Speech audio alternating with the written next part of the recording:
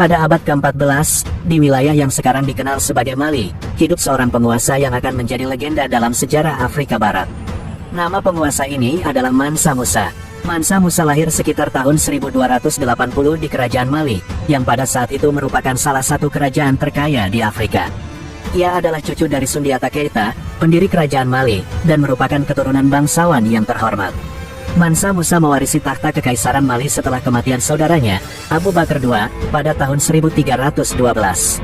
Mansa Musa dikenal sebagai seorang pemimpin yang bijaksana dan berpendidikan. Ia memperluas wilayah kekuasaannya dan memperkenalkan Islam sebagai agama utama di Kerajaan Mali. Selain itu, ia juga mendukung seni, budaya, dan pendidikan, mendirikan sekolah dan perpustakaan yang menjadi pusat pembelajaran Islam di Afrika Barat. Ia dihormati dan disegani oleh rakyatnya, serta diakui oleh dunia Islam sebagai salah satu penguasa terbesar pada zamannya.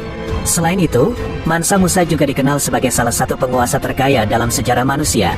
Jumlah kekayaannya diperkirakan mencapai angka 6.100 triliun, dengan sumber utama kekayaan berasal dari tambang emas dan garam. Pada saat itu, Mali adalah salah satu produsen emas terbesar di dunia.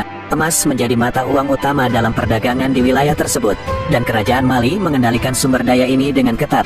Mansa Musa menguasai tambang-tambang emas yang menghasilkan emas dengan jumlah yang luar biasa banyak, sehingga membuatnya menjadi salah satu individu terkaya dalam sejarah. Selain emas, garam juga merupakan komoditas berharga yang berkontribusi besar terhadap kekayaan Mali. Garam adalah barang penting dalam perdagangan pada masa itu karena digunakan untuk mengawetkan makanan dan penting untuk kesehatan manusia. Mali mengendalikan tambang garam di wilayah Gurun Sahara, yang menjadi sumber garam yang sangat dicari dalam perdagangan trans-Saharan. Keuntungan dari perdagangan garam ini juga menyumbang pada kekayaan Mansa Musa dan Kerajaan Mali secara keseluruhan. Salah satu peristiwa paling terkenal dalam sejarah Mansa Musa adalah perjalanannya ke Mekah pada tahun 1324. Ini adalah perjalanan haji yang dilakukan oleh Mansa Musa bersama ribuan pengikutnya. Raja Mali membawa serta sejumlah besar harta kekayaan dalam bentuk emas, permata, dan barang berharga lainnya. Perjalanan Mansa Musa menuju Mekah memakan waktu berbulan-bulan dan mengakibatkan sejumlah besar uang emas Mali mengalir ke kota-kota dan pasar yang ia lewati. Mansa Musa memberikan sumbangan besar kepada masjid, ulama, dan masyarakat setempat di sepanjang perjalanan, meninggalkan jejaknya di sepanjang jalan.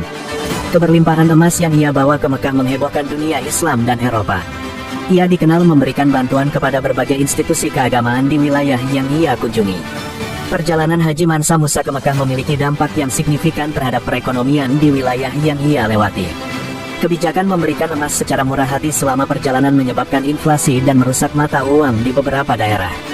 Harga-harga naik secara dramatis, dan barang-barang berharga menjadi sulit dijangkau oleh rakyat jelata. Melihat dampak negatif yang ia timbulkan, Mansa Musa memutuskan menarik kembali emas-emas yang beredar dengan menukarnya dengan bahan makanan atau ternak, sehingga nilai mata uang kembali stabil dan perekonomian kembali pulih.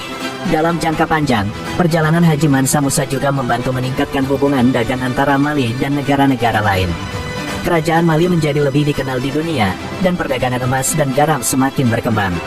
Sebagai hasilnya, Mali tetap menjadi pusat kekayaan dan budaya di Afrika Barat untuk beberapa waktu. Mansa Musa adalah seorang penguasa yang luar biasa dalam sejarah Afrika dan dunia Islam. Perjalanannya yang mengesankan ke Mekah memperlihatkan kemewahan dan kemakmuran Mali kepada dunia, sementara dampak ekonominya menciptakan perubahan besar dalam perdagangan dan harga-harga di berbagai wilayah. Namun, apa yang paling diingat dari Mansa Musa adalah warisannya dalam memajukan seni, budaya, dan pendidikan di Mali, serta kontribusinya terhadap perkembangan Islam di Afrika Barat. Like, komen, dan share jika kamu suka cerita-cerita seperti ini, dan sampai jumpa di video berikutnya.